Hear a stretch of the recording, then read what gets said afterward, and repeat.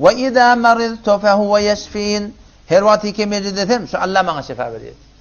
Merid etyen Allah ki ne bileyim İbrahim Aleyhisselam o da iydiriyen sol, istiriyen sol, diriltiyen sol, hemmesini yoktan bar eden sol, hidayet ettiyen sol iptu.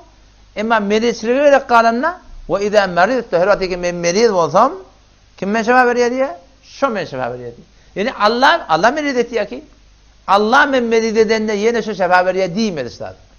Men her vakti ki merid olsam Allah men şifa veriyor diye. Ne meşe biliyor? Edebin gurrunsu. Tereke dağıdı Allah'a nispet vermeli. Tereke dağıdı Allah'a nispet vermeli. Her bir dağıp buraya elem zahanna Allah istemese bolmaya. Yöne sonun bolmaklığına ne sebep? Ya imtihanso ya belaso.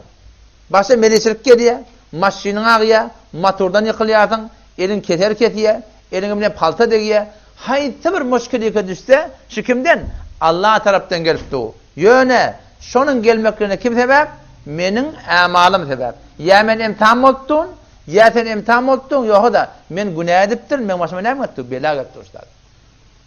Ol, başta da attan ne çobanın ayağından, ne gelinin ayağından. Ayı, Sure-i Şura'da geliyor.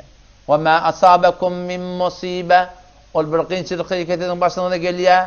فَبِمَا كَسَبَتْ اَيْد۪يكُمْ öt ellerinin etiyen içinden. Yani bol versin dedi Allah'tan. Kimden? Bol versin dedi. Adam şu taydan, şu edep taydan haytı bir müşkül gelinne şu tayda amalını motivasyon olmalı. Allah edellerine gurun yok. Yani Allah men bolup versin oraya ediptir. Şu tayda ne mi diyor? Şunu men bolup versin boluşu. Men falan hatan ettim. Huday men masmaşı belan getirip aytmalılar. Çünkü Allah sen bolup versin oraya muamele ettirsin Müslümanlar.